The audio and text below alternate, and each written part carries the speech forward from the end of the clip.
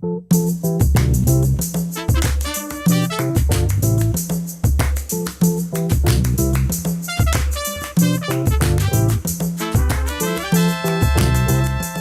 listener-supported KTOO, welcome to Juneau Afternoon, broadcasting live from the homelands of the Occoquan and on demand as a podcast. It's Wednesday, January 21st, 2026. I'm your host, Boston Christopher. Ganachish, Hawa, Tuxknusum, Salama. Thank you for joining the conversation. You can also join us via our live stream, see a behind-the-scenes look in the studio on KTOO's YouTube and Facebook pages. Today, starting Friday and continuing through this weekend, it's the 11th annual Platypus Con, an annual board game convention brought to you by the team at Platypus Gaming. We chat with Joshua Warren about the upcoming con, the schedule, the games, and what you can expect to find for everyone from beginners to seasoned veterans of gaming. We have the second in a series of interviews from KTOO morning host Mike Lane, interviewing the Juneau delegation of the legislature as the session begins this week. Today, Mike speaks with Representative Sarah Hannon. And speaking of government, today we're beginning a new monthly series, the Borough Breakdown. Today we take a look at the upcoming budget process for the city and how it will be affected by last year's municipal election, which is projected to reduce city revenue by $10 to $12 million. A new website has been launched and a survey is available for you to have a choice and a voice in what happens. Those conversations are coming up this hour on Juneau Afternoon. First, though, over the last year or so, we were visited here on Juneau Afternoon by the Forest Service and discussed the Tongass Forest Revision Plan, among many other things. But during that same period of visits, much change has visited the Forest Service. Alaska lost about a third of its U.S. Forest Service employees due to federal staffing cuts led by the now-defunct Department of Government Efficiency, or DOGE. Before that, the agency had around 700 Alaska-based staff. This month, the agency told KTOO that 467 remain.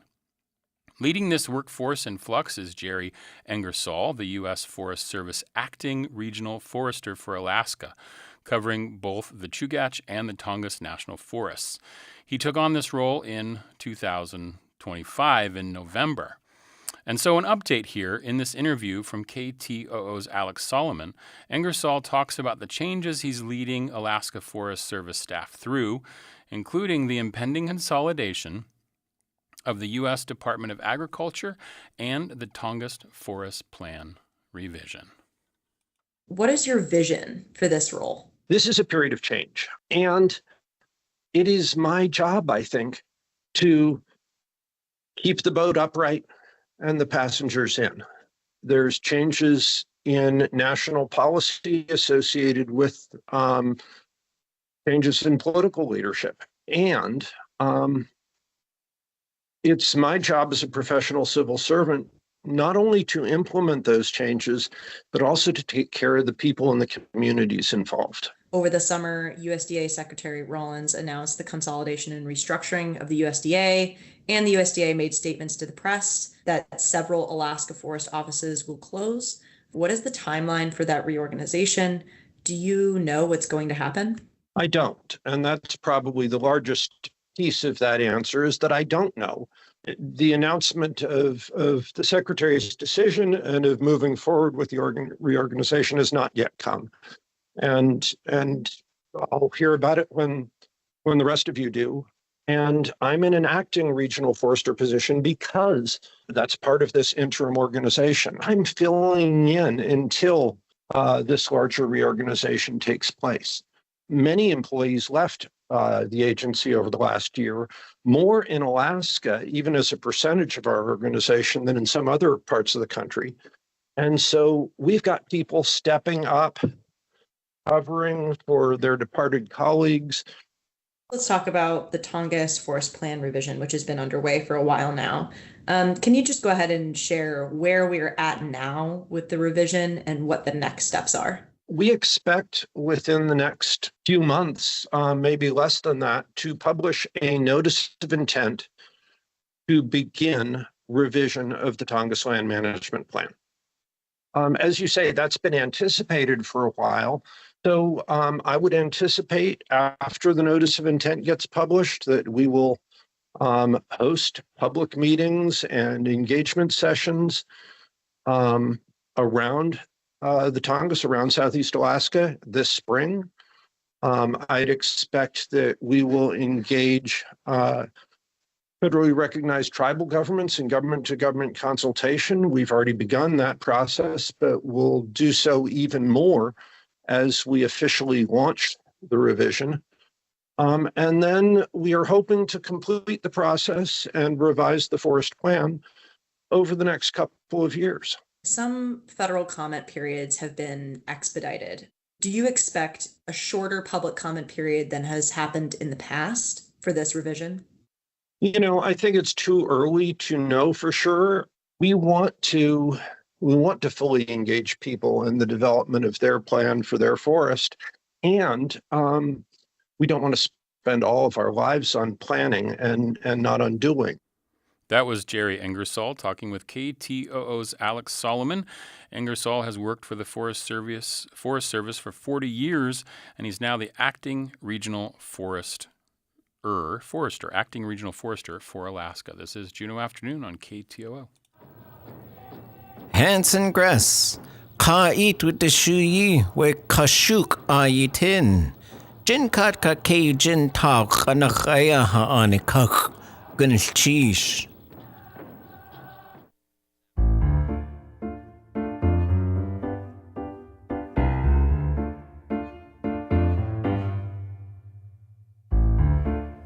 You are listening to community-supported Juneau Afternoon on KTOO at 104.3 Juneau, 91.7 Juneau Auk Bay, and online at ktoo.org. You can also join us on our live stream on KTOO's YouTube and Facebook pages. I'm your host, Boston Christopher. It's estimated that about 1.2 billion people play a board game annually, and nearly 3/4 of U.S. adults play at least monthly. And that there are over 100,000 active board game titles globally. It's a huge market, and it's one of the most engaging communal activities around. Families and friends battle against each other or work together. Strangers become friends, and friends become lifelong journey companions in the board game of life. And have you ever wanted to dabble but didn't know how? Well, this weekend is the 11th annual board game convention Platypus Con happening here in Juneau, taking place at Centennial Hall from Friday, January 23rd through Sunday, January 25th, with activities for all level of gamers and enthusiasts. And here to share more about this from Platypus Gaming is Joshua Warren. Thank you so much, Joshua, for coming in. Wasati, how you doing? Yeah, I'm doing terrific. Looking forward to this weekend. This is so great. You've been coming in for the last several years talking about Platypus Con. How did Platypus Gaming, I guess. Let's start with Platypus Gaming. How did you start Platypus Gaming? Me and my wife went to Gen Con, which is a much, much larger board game convention, and it's expensive to go. And so we were like, we can make a similar playing experience here and meet new people and teach some games. So did you create Platypus Gaming specifically for the reason of having Platypus Con? Indeed. Okay. I know you also do a bunch of other things. You work with the library to do like a monthly game night throughout the year, and you probably do some other things around gaming throughout the year, yeah? Yeah, we do monthly at the library, generally on the last Sunday, and now recently for like a year or so, we've been doing Monday nights at Devil's Club. Oh, Monday nights at Devil's Club. Is that once a month or every Monday? Every Monday. Every Monday night at Devil's Club, you can get your gaming on. Unless we get more snow again. Yeah, I'm sure there was a couple weeks where you weren't down there. Yeah, I know it's melting, thank goodness. That's a good, just total sidetrack. Is there a board game that has to do with isolation and being trapped by snow? There's a couple versions of the thing, which is pretty similar. Yeah. We just got one called like Frozen Horror, and I think it's pretty thingish. You're trapped inside a nice place having to trust your friends, but one isn't a friend. Oh, yeah, of course. One isn't always a friend, right? That's how it works. That's so fun. So tell me a little bit about, this is the 11th annual Platypus Con. Tell me, give me a sense of what happens during Platypus Con. What can people expect if they've never gone before? So once you come in, we start at 6 p.m. on Friday. There's one of the rooms inside the hall has about 2,600 games, and with your badge, you can just come and check one out. And the main ballroom at Centennial Hall is just full of tables to play games at. We do have, for people who are more inexperienced or just want help learning a game, we do have about 8 tables in the main hall where we'll teach you a game, but you're more than happy to just check out one of those 2,600 and give it a try. I see. So you can come with a group or you could come solo, yeah? Yeah, we have some bigger signs we got last year that say players needed that you can borrow so you can grab a game you really want to play and try to find some people to play with. Okay, so that's so fascinating. And it goes from, the hours are pretty nuts. You go till 2 a.m. every night, basically, right? On Friday and Saturday. Yeah, and we end at 6 p.m. on Sunday. And 6 p.m. on Sunday because I guess people got to work or something. Yeah, something and like sleep. That. Yeah, and sleep. But you go from 6 p.m. to 2 a.m. on this Friday at Centennial Hall, 10 a.m. to 2 a.m. on Saturday, and then 10 a.m. to 6 p.m. on Sunday. And you have some passes for it, right? How much is a pass? So for adults for the full weekend, it's $40. Kids are cheaper, and we do have some day badges as well.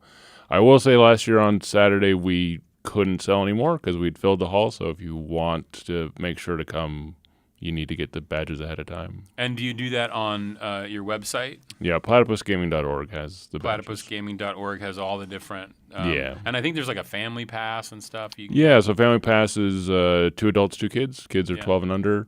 We're also doing a swap meet, so you can sell some of your old games if you have some to get rid of on Sunday. And we have... that's another thing you need to get ahead of time, and there's limited number of them. So if that interests you, act fast. I guess. For the swap meet. For the swap meet, yeah. Oh, interesting. Okay, because I think that's pretty cool. Because I had a game, I can't remember what it's called right now, but it's one of those. It's photos, and you're trying to solve a mystery together. Totally. And you get 3 cases. In the 3 cases to do, cases that are somebody murdered somebody.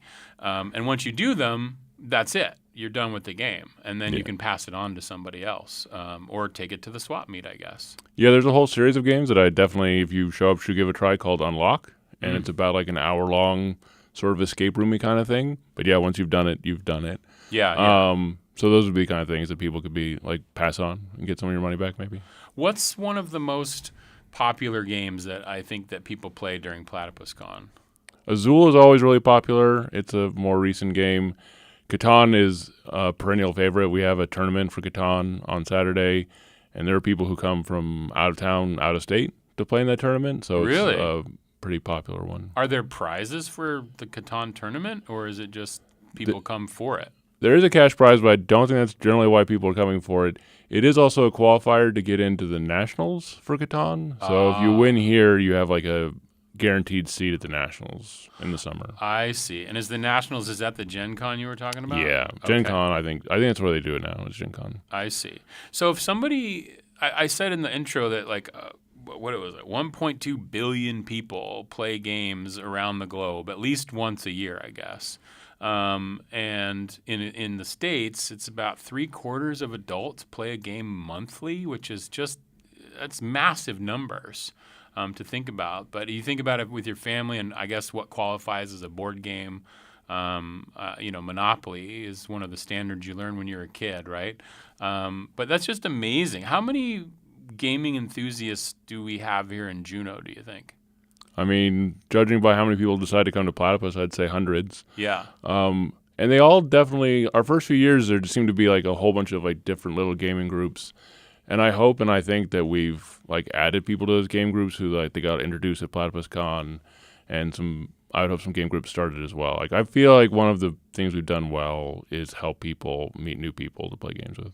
Yeah, I think that's the greatest thing is because it is such a communal thing. I know you can play certain games solo, like they make options for that, but I think the fun is in getting together with a group of friends and, having some food and some beverages and, playing some games and having some laughs and doing all that. Do you consider like tabletop role-playing games, would those be considered board games as well? I think they would probably classify themselves as something different, but it's definitely a similar experience. I do both, and we'll have both at the con. Like we do have some RPG tables if that's more your speed. I see. Okay, because I'm just wondering, like, does a board game have to have a board? No, I think there's some that are pretty like activity-esque. They're still board games. I see. Yeah, that's really kind of cool. So let's go over just a little bit. I think I have the flyer here for those who might be on the stream. This doesn't necessarily have the whole schedule. It talks about the library that you have, the tournaments. You mentioned the one tournament of Catan. Are there other tournaments? We have around more than a dozen this time. So a dozen tournaments. Yeah, like Catan. We have some new ones like Up and Down and some classics like Shobu. Those might be new games to you, but most of them are pretty easy to learn, and we're happy to teach you before the tournament. Before the tournament. And do they all have some sort of prize involved? They all have at least a trophy and a copy of the game. Wow. And there are other ones that are also regional qualifiers. Oh, interesting. Okay. And those are regional qualifiers, again, to go to the national convention? They're at a different convention, but Okay. yes, a national level convention. I see. Okay. Do you still go to, like, Gen Con and stuff? I have not been in a while. This time, we're too busy. We're going to go see an actual platypus in a few weeks. So. Nice.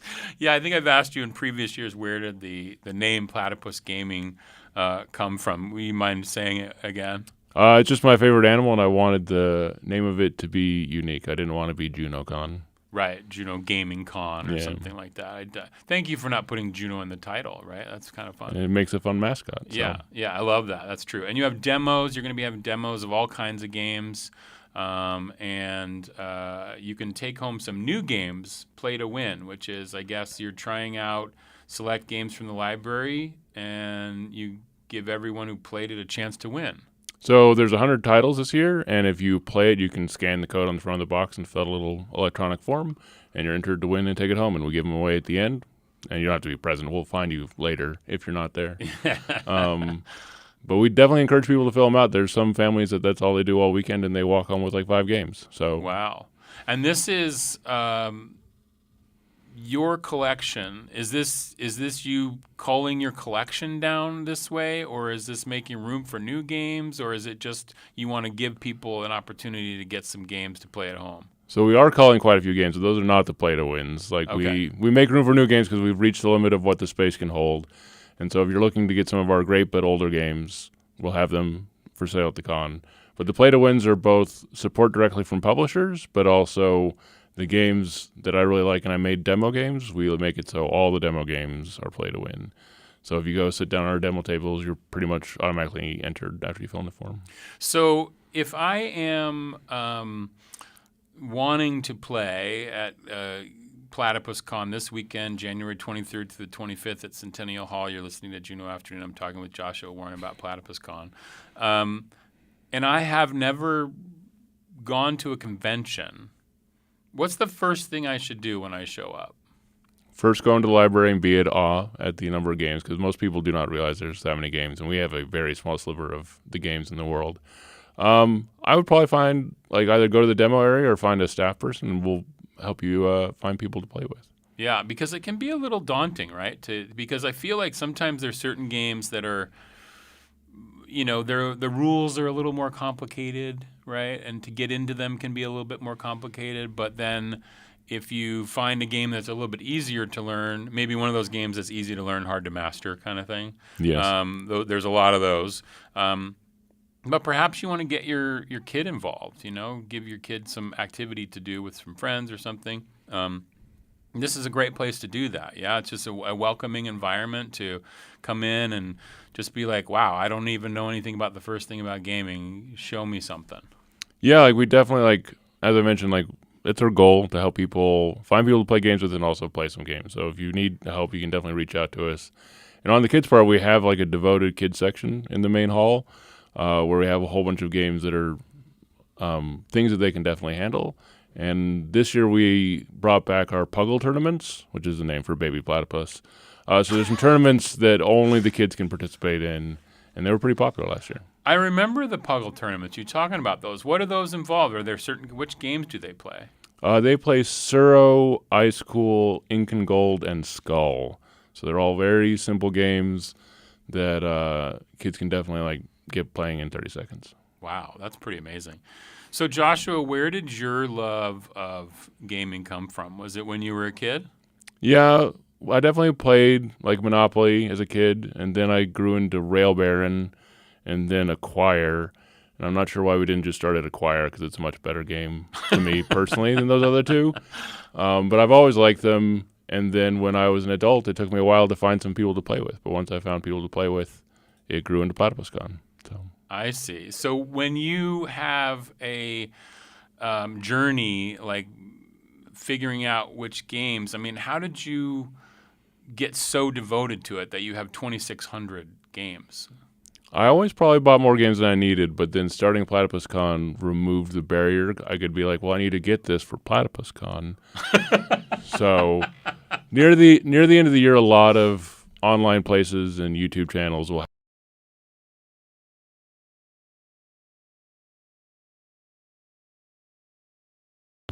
the newest, coolest stuff, and normally Really awesome. And so how many games do you think you've played over your lifetime?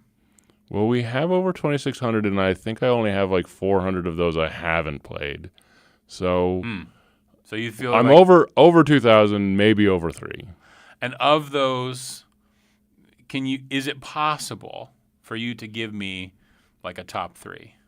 So Hanabi's always high up there. I taught it during jury duty, and it's a fun little cooperative card game, so you're working together. A more recent one is Galactic Cruise, which is a very heavy, crunchy game where you're doing a space cruise. And then probably the last one, which has been really popular at Devil's Club, is a game called Flip 7. And it's really just a stupid, simple push your luck game where you're trying to get different numbers, but there's more, like there's 12 12s in the deck. And so if you have a 12, you're really risking it to hit for another card. But you're trying to get to 200 first. And so it's been really popular because it's really easy and quick to play. I love that. That's so cool.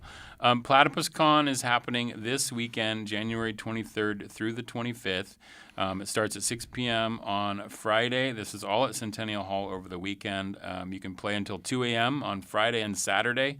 And Sunday it goes from 10 to 6 on Sunday. And there's also a swap meet on Sunday. There's tournaments for your kids. There's a couple thousand games that you can try. There's demo tables. There's all kinds of stuff going on. It's a wonderful, friendly environment to learn how to play games. Or I guess if you're a seasoned vet, too, you can just go in and wallop some people. Yeah, definitely. Like that's why I try to get the new and exciting things for the few people who have also played 2,000 games for them to find something new themselves. Yeah, for sure. And that's fantastic. And, of course, you can find everything at platypusgaming.org, which is where you can get tickets and further information. And do you guys have, like, a Facebook page and all that? We do have a Facebook page and an Instagram, and we're pretty responsive to email, especially this close to the con. So if you have any questions, you can also email us. And our email is platypusboardgaming@gmail.com. But there's also a contact form on the website. Excellent. Awesome. Joshua Warren from Platypus Gaming, thank you so much, Gunnith, for coming in and telling us all about it. It's going to be great. I appreciate you. That's great. Okay, up next, with the second session of the 34th Alaska Legislature just kicking off, KTOO is checking in with members of Juneau's delegations to talk priorities and plans for the session. KTOO's Mike Lane sat down with Representative Sarah Hannon last week before things got going. We have Representative Sarah Hannon in the studio with us. Welcome, Representative. Thank you, Mike. It's good to be with you over here at the K2 studios. Good to have you here. Hey, how you feeling about going into the second regular session of the 34th Alaska Legislature? Yeah, well, I came out of a education background, so I always like to say the start of session feels like returning to school and, seeing friends you haven't seen for a while. It's always a good pace. Of course, as a Juneau representative, this is my year-round office. I'm in the Capitol building 12 months a year, but it gets kind of quiet in the fall. In the summer we have all those summer visitors, but the pace has picked up. So the building's alive with new people, bright eyes, all the college interns who are, here to change the world in 120 days. And that's always really good energy.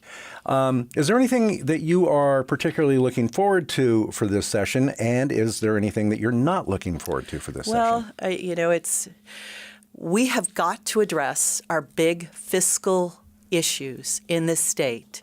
And we have got to figure out a path to pay for the things we need. And things haven't gotten cheaper. And our disasters have continued to grow in cost and scope, and keeping the lights on will be a struggle. But we have got to keep the state functional and the roads plowed and the ferries running and schools operational and public safety people eligible to respond and get people working in Alaska, keep people working in Alaska. So there are a lot of tough political discussions to have, and it's the second half of a 2-year session, so it makes it a challenge to get complex policy addressed. And then it's a big political election year. As a member of the House, every 2 years is an election year. But this is one of those where it's gubernatorial and, a high-profile U.S. Senate seat, as well as every member of the House of Representatives. When it comes to the budget, where do you believe cuts are necessary? I don't see a lot of areas for cuts.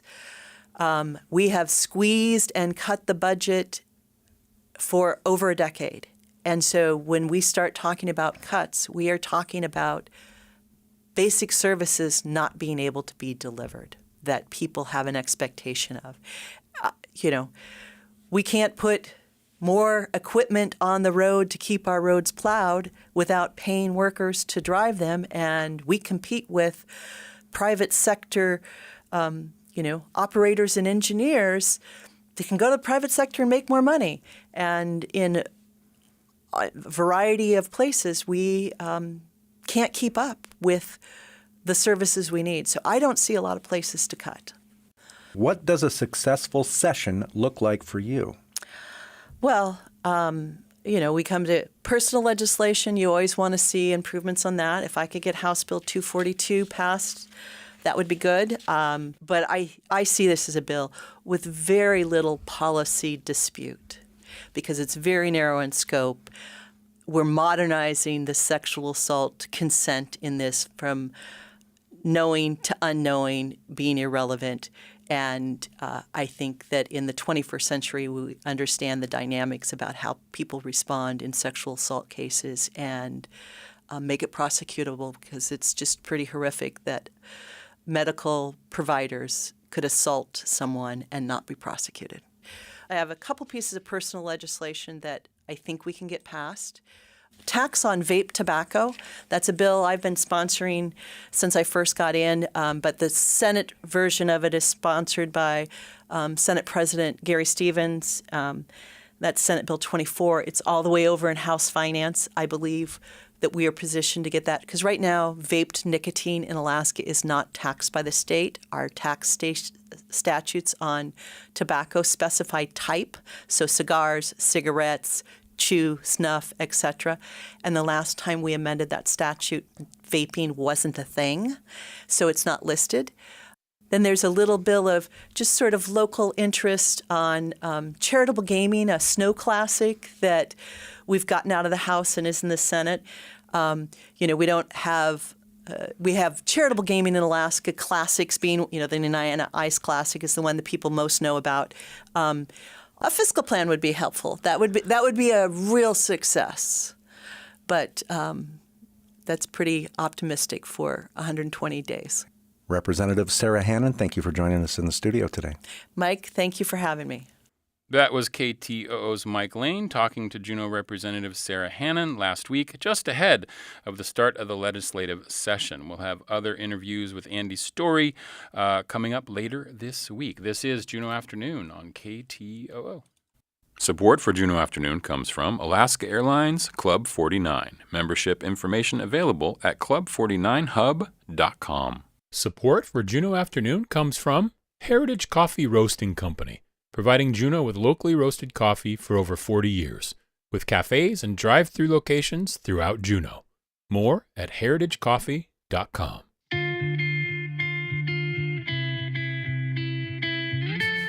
This is Juneau Afternoon from your listener-supported public media station, KTOO. I'm your host, Boston Christopher.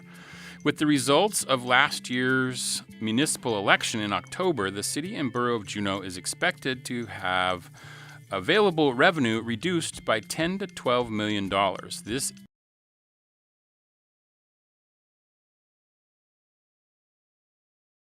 begin a new borough breakdown, which Phil loves, where we'll take a look at different aspects of city government and look at the what, the why, and most importantly, how you can have a voice. Yesterday, the city launched a new website component about the upcoming city government budgeting process. It includes an FAQ page, some resources to understand how the funding works, and a survey that is asking for your input and guidance. Today, I am joined by Assembly Member Christine Wall and from the CBJ Communications Department, Phil Hibshin. Gunath Chish, Hayayadi, thank you so much. It's a pleasure to have you both here. Wasiyati, Christine, how are you today? I'm doing well. Thanks for having us. Of course. And Phil, welcome back. Yes, thank you for having me, as Thank always. you for being here. So let's first, I guess, get a set the scene, right? For those who may not know, which I think most people do, but there was an election in October, and there were 3 ballot measures on that election. Can you tell us about those and the results of that? Yeah, so we had 3 measures, all of them related to the budget. So the first was, do we want to cap the property tax rate? So the amount that if you own a home, you get charged by the city every year. The assembly has control over what that rate is, but the voters basically voted to cap the level at which the assembly can set that rate. So that one passed. Okay. Second one was about food and utilities. So before the election, when you went to the grocery store and bought food, you would pay 5% sales tax on food. Same thing with your utilities. As a result of the election, you no longer pay to the city that 5% sales tax on food and utilities. So if you go and buy anything else, you still pay sales tax to the city, but now you no longer do. The third initiative was to actually change our sales tax structure so that in the summer, residents would pay more, or not residents, people would pay more. Everyone. Yeah. And in the winter, one would pay less. And so the theory behind that was we've got a lot of visitors who come to Juneau. We can basically offset some of the revenue that we would lose from no longer charging you for food, Right. by bringing in more sales tax from our visitors. However, that failed, and so the result of 1 passing, 2 passing, and 3 failing was a significant reduction in how much tax the city collects to fund its services. And this is a distinction that I was learning about that I didn't know about during the election, but there's different kinds of funds that the city governing process has. You break this down pretty well on this website, and we should let people know what this website is in case they want to follow along. It's juneau.org/community-compass. It's a new website. It just launched yesterday, and that is where you can go, and there's an FAQ page, and there's some charts and things that will help you understand the timing of the budget process, where the funds go in certain places, and then a survey that you can take where you can have a voice, as well as some dates for some upcoming workshops. We'll outline that a little bit more, but I just wanted to give people a sense of that. But these these funds, these taxes, go into what's called the general fund, right? Yes. And that is a thing that pays for what, Christine? I mean, our general fund is really our most flexible funding. And when you think about the things that we typically do as a city, a lot of that comes from the general fund. So police, fire, parks and rec, education. One, most importantly, that happened recently, snow removal. Yeah. Snow yeah. removal. And street maintenance. There's just like in working through this process and this project that we're talking about, I learned a lot too about everything that's funded through the general fund. And you mentioned on the website, there's a tab that says additional materials, I think. And there's a link in there that takes you to some slides from the 2025 Assembly Retreat that have a full breakdown of every department and every service that's funded through the general fund and in what amount. So it's a very helpful resource on the website. Yeah, and on the stream, I'm showing that page now, but you can find this graph. It's a pie chart, really easy to understand, and it shows you all of the different areas that are funded. Obviously, I didn't realize this, but the big piece of the pie is the school district, right? 37 million, I guess. 30% of the general fund goes there. 15% of the general fund goes to the police department. 8% goes to the fire department. And engagement in public works is 11%. So there's a lot of numbers there that you can wrap your mind around. It's hard to talk about numbers on the radio, but because it just gets confusing. But you can look at this pie chart and sort of get a sense of like, okay, this is where these cuts are going to need to be coming from. And I don't want to get into the weeds of the other funds, but I just learned that there are some. You list them out, but there's the Enterprise Fund, Special Revenue Fund, Internal Service Fund, Capital Improvement Funds. These cuts won't be coming from those funds. Is that right, Christine? Yeah, so I think about, let's say, docks and harbors. So we have docks and harbors in our community. Yeah. Downtown and a few other places.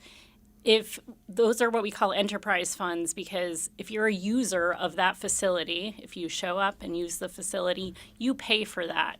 The larger public doesn't necessarily pay for that if they're not using it. And so those funds are kept separately because they're funded directly by the people or the businesses using them. I see. So like an example, just in the enterprise fund, these funds are present in operations like the airport, Bartlett Regional Hospital, like you mentioned, docks and harbors, and they have to, it says here that these organizations must set rates and fees to cover the cost of doing business and address capital needs, right? So they're kind of like running their own business even though they're kind of managed by the city, right? Yep.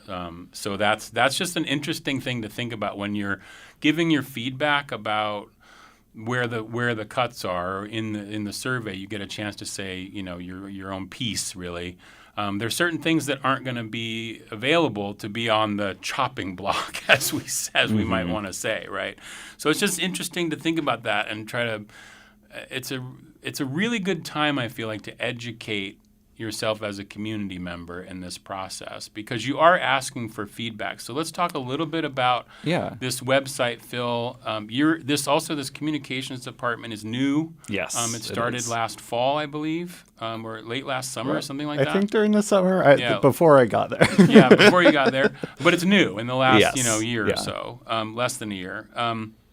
And part of it is to educate the public, right? And to have a little bit more transparency about everything that's going on. Yeah. And you are a function of the city manager's office, right? Yes. Yeah, okay. We so are. You're under the city manager. We're under the city manager's department. Okay. Yeah. So with this website, the Community Compass, what was the goal with creating this website? So I think you actually summarized it pretty well. A big component of this is public education because budgets and finances, not everyone is super well equipped to think about those, especially. We don't even want to think about it in our own life. Yeah, like especially on a municipal level, like it gets really big and really complicated really fast. So there's a lot of nuances that we're trying to kind of mold the language around in a way that is accessible for a lot of people. So when you visit this website and hopefully take the survey, which we worked really hard on, you'll see that the questions the survey asks aren't necessarily like, how much money do you want to give to CCFR or the school district? It's not asking you for those distinct, specific kind of financial details. It's asking what services that the city provides are most important to you, Boston. Like, what do you value the most? So we're trying to reposition all of this really complex data and information as really simple values information that people can understand how it affects their own life and how they interact with it on a day-to-day basis. So in collecting and delivering that information to the Assembly later this year through the budget process, we're hoping that they'll have a compass, so to speak, of what kind of areas in terms of city services the broad public of Juneau kind of values the most, and where they're willing to make trade-offs and all that kind of difficult information, because even that gets pretty complicated when it starts hitting close to home. Well, and I like you broke down, we were talking about these different funds, the general fund versus the other funds, and there's a little description on the website. Think of the general fund as like your personal checkbook or your personal account, and then you've got your other funds for like your house improvement or for your your vacation fund or something like that, where there's money that's for different purposes. But the general fund is for everything else you do, right? That you do, your car maintenance, your food, your all that kind of stuff, your rent, things like that. So that's an interesting thing to think about. And so, Christine, when you all get, I guess the question is, what are you hoping to learn from this survey? Because it does feel like it's more simplified. It doesn't get into the weeds per se. It does ask, like, what services do you find most valuable or do you think are most valuable? I took the survey. It was really hard. It's difficult, yeah. Because there's like 20 things and you're like, pick 4 or 5. And you're like, yeah, but what do I cut? Okay, where do I cut? What do I cut? So what are you hoping to learn as an Assembly member, Christine, from this survey? I think you really hit the nail on the head there. Is we want people to be a little bit in our shoes in terms of having to make hard decisions about priorities. When you look at the list, I imagine you probably like all of those things that were on the list. You think the city should have parks and should have pools and should fund education. But at the end of the day, if you don't have enough resources to do all those things, we want to hear what our community members, how they balance those things. Okay. We set the budget every year. We have a fiscal year that starts in July, so we usually start around December, start talking about how we're going to go through the process. And we spend April and May meeting weekly, going through the details of the budget. And I will say, normally, we have a public hearing after we've done a bunch of work on the budget, and we ask the community, what do you think?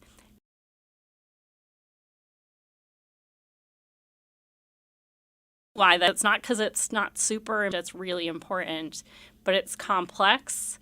And so that's why we're starting much earlier this year. We really need that feedback. If we're going to be making big decisions about cutting services, we can't do that without knowing how the community is going to balance those priorities. And Phil, Christine mentioned this feedback session that usually happens. There's going to be a couple more. Do you want to talk about those public feedback sessions and when they are? Yeah, so we want to make those feedback sessions very accessible, obviously. And the first way to do that is to offer more than one, which we're excited to do. So we're going to be implementing a couple Assembly listening sessions, I believe after the city manager hands you her budget. But those have yet to be scheduled because we're still kind of working out the details on timing. It will probably be after February would be my guess, right? Yeah. Christina's nodding. I got my dates right. But that'll be all updated on the website as we get more details in, and we'll send out PSAs and stuff so people can be apprised of those dates. But before that, we also have workshops. Workshops. Yes. Okay. So we have the survey, the workshops, and the listening sessions. What are the workshops? The workshops are kind of the survey really amped up. So that's an opportunity for people to get more involved and kind of go through scenario planning through a fake city budget a little bit to get a little bit more in the weeds in terms of all of these financial details. We're going to be talking a lot more explicitly about how much each department gets funded, and asking people to respond to unforeseen circumstances in terms of reallocating funds. So if anyone listening has been to any of the comp plan workshops that are going on right now. Juneau's Future? Yes, Juneau Future, I believe, Juneau Futures. Future Juneau? Those are great. If you haven't signed up, do that. But these budget workshops are structured really the same way. So it's presenting people with the budget as it stands, asking them to take some away from it, from wherever they see fit, and then respond to unforeseen circumstances. One of them, I think, is miraculously there was no GLOF, there was no major flood this year, so we have more resources than we thought. Imagine if that happened. Imagine if that happened, would be nice. So it's things like that, and it's just another way of getting more information about how the public would reallocate those resources if given the opportunity. I see. And those will all be listed on the website. Yes, all those /community-compass. You can find the dates and times. Yes, all the dates, times, and locations are on there, and the RSVPs are open. There are only 25 spots per workshop, though, so definitely sign up sooner rather than later. Christine, do you get to be, is this workshop like an opportunity you were saying about, like, you know, having folks take the survey or make those difficult choices, sort of getting in the mind of an assembly member? Because it's not easy what you all do and what you have to do. And then you have these unforeseen circumstances like floods or snowpocalypse, you know, things like that. Is this workshop a great way to sort of get yourself in the mind of an assembly member and be like, this is the work that we have to do in finding a way to balance this budget? Absolutely. And I'm biased, but I think it's really fun. So I would encourage people, especially. I wholeheartedly agree. No, with it's you, really. Christy. I mean, some people love the numbers. You know, some people do love the numbers and crunching them and figuring it out. And I think in a group of like 25, like you're going to have in these workshops, it could be fun to have that discussion and be like, well, why would you want to cut X, Y, Z where I would want to cut this other thing? Or maybe there's some solutions that might magically.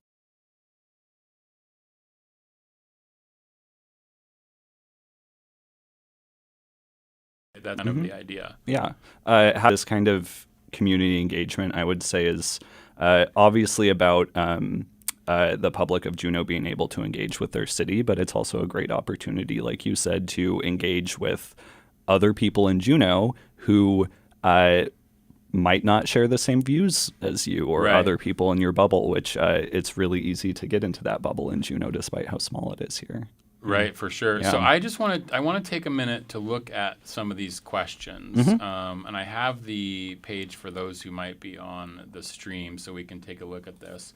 But the it asks you where you live, things like that. It gets you. Oh, I guess I have to answer that question.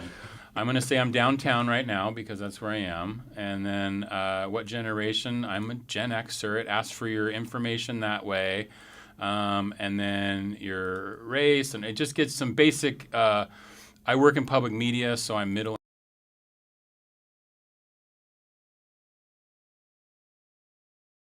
And on my feelings, news organization.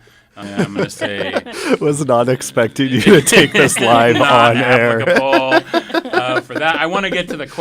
I forgot. I should have done this. You can click whatever and just crank through it, and then go back. I wanted and to get to clarify. this one. Yeah. So, okay, thinking about the services provided by the City and Borough of Juneau, which programs or services are the most important to you? Please select your 4 to 5 top answers. And these are randomly generated in the survey, right? Like in each, it says, like it's not listed from top priorities. No, the order of them is random. Yeah, it's random. So it says here like libraries, museum, arts and culture, tourism, management, and visitor infrastructure. I'm not going to read all of them. I just want to give people the idea. Climate action and energy efficiency, the international airport, housing development and land use planning, child care, early childhood program, etc. There's all the wastewater, stormwater, social services, recreation facilities. There's just a whole list of things. And by making me pick 4 or 5, you really start to think about like, well, what's important about what I would say is I want to make sure is funded, right? Like I love libraries, museum, arts, and culture. That's my thing, right? That's my whole life. But is that top 4?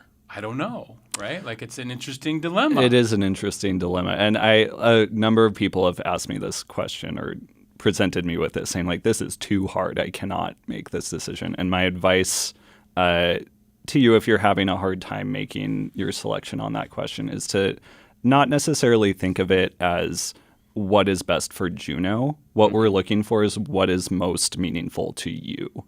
Okay, Yeah. so really make it more about me. Yes. As Yeah. opposed to about what I think is best for the city. Yeah, because if you view these things in the context of everything going on in Juneau, it gets very complicated, very heavy, very, very quickly. Okay. So, You can leave the hard work to us. yes. Right. Yeah, so I don't have to make the Sophie's choice, as it were, of budgeting. Now, I did notice on here, because we talked about the enterprise fund, which may not be part of this, the airport and the regional hospital, but those are included in here. Why did you include those in there if those aren't necessarily on the... Excellent question, Boston.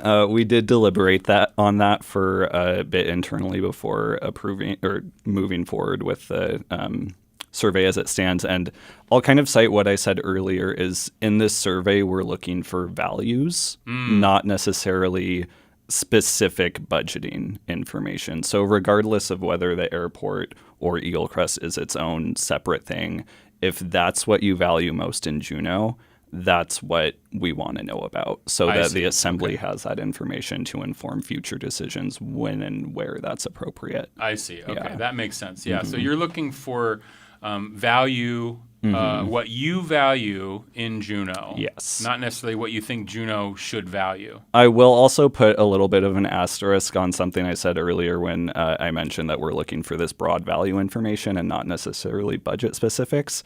If you are equipped and have ideas regarding budget specifics and amounts of money to specific areas, please put that into. There are flexible fields in the survey where you can type whatever you want. Yeah. By all means, put that information in because that is, if you have a great idea, we want to hear about it. Or show up to the Yes. workshops Exactly, or to the listening Yes. sessions, the assembly listening Send us sessions. an email. Yeah. Okay, so I want to move to this a question for you, Christine, which is at the end of the FAQ section, you have this, it says, what budget guidance has the Assembly given to the city manager for the FY27 so far? And this was interesting to me because the idea that the city manager, Katie Kester, who's the city manager, puts together the initial idea of a budget, right? So based on probably the last few years of budgeting and what issues might be coming up, that like the GLOF, things like that might happen.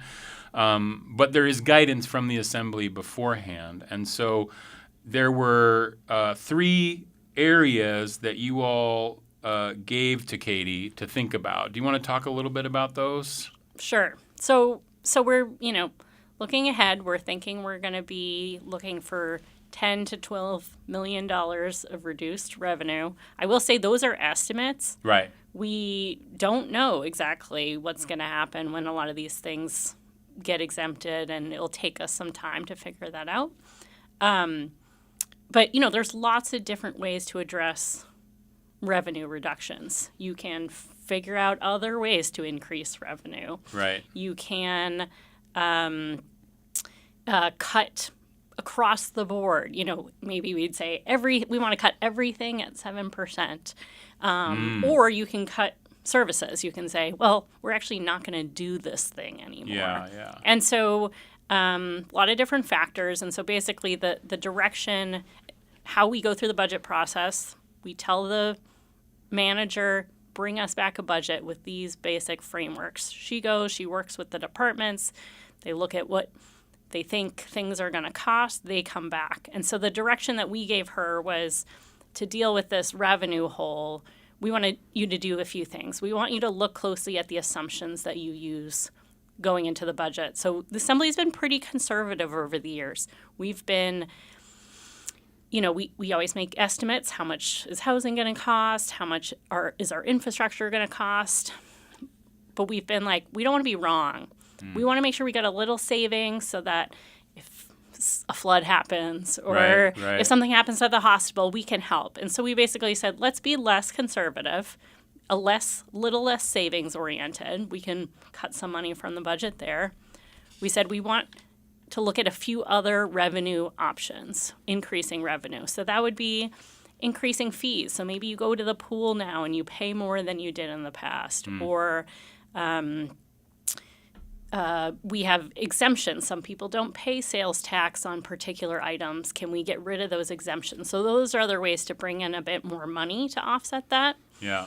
And then we said, but what we've heard from the voters in this election was, there are things that the city does that folks don't want to pay for. And so we said, we've got to reduce actually what we do. Service reductions. Reductions. Yeah. And so we basically took those 3 tactics and said, come back to us with your budget. I will say that, on the service reduction part, we said, city manager, we don't want your ideas on how to reduce services.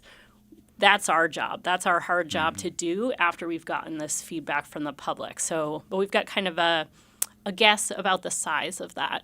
Of what that would be. Yep. Yeah. And that it looks to be $2 to $4 million potentially for service reductions that you are asking to see in an initial budget. Obviously, things will change as time goes by. It's interesting when I took the survey earlier today, the thought that came to mind was, in my brain, I hadn't thought about this. I was like, but what if these services could be privatized, right? Like, what does the city actually need to manage versus what they don't need to manage? And that's where I was like, oh, that's kind of interesting, Yes. to ponder and to question. And I guess that's the point of the survey, is to sort of figure that out and see where we might be going from there. There's definitely a case that, a chance that there are things that the city decides we're not going to do anymore as a city, but the community finds another way. He says, we really want to do this thing. Yeah. We're going to use volunteers to do it, or we're going to do private fundraising, or we're going to find a business that wants to do that. So, there's benefits to having us collectively as a community contribute to doing that. But if we don't have enough money to do it, then maybe there are other options out there if the community wants to see those services continue. Absolutely. Well, I thank you so much for the conversation today. We'll continue these chats. Yes, Phil? I just want to plug the URLs one more time. I was going to do that. I'm going to say that as we go. I'm going to do it. But go ahead. To take the survey, please visit bit.ly/cbjbudget. And to get the survey button, the workshop dates, all the FAQ information, visit juneau.org/community-compass. I will say also really quick, we are already at about 1,000 survey responses, which is great. So everyone's doing it. Hop on that bandwagon and take the survey. If everybody's doing it, then you should do it too. You should definitely. Don't let everybody else fill it out without you filling it out. I love that. Christine Wall, Phil Hibshin, thank you so much for coming in. It's the CBJ budgeting process. It's not going to be easy. It's going to be lengthy, and we'll be talking about it over the next couple months. I really appreciate you coming in today. Go take the survey, bit.ly/CBJbudget. Or, as Phil said, go visit juneau.org/community-compass. Appreciate you being here. Gunashish. Thank you. That will do it for today's Juneau Afternoon. We are Wednesday through Friday at 3 p.m. right here on KTOO Juneau 104.3 and KAUK 91.7 Juneau Auk Bay. Find the show online at ktoo.org/Juneau Afternoon, where you can listen to episodes, subscribe to the podcast, offer feedback or suggestions, or find out how to be a guest on the show. You can also find live stream archives on KTOO's YouTube page. Our theme music is by Indian Agent. Programming support for Juneau Afternoon comes from listeners and viewers like you and Alaska Airlines Club 49, Hanson Gress, and Heritage Coffee Roasting Company. I'm Boston Christopher, producer and host of the program, with help today from Aaron Tripp. Gunnath Cheesh.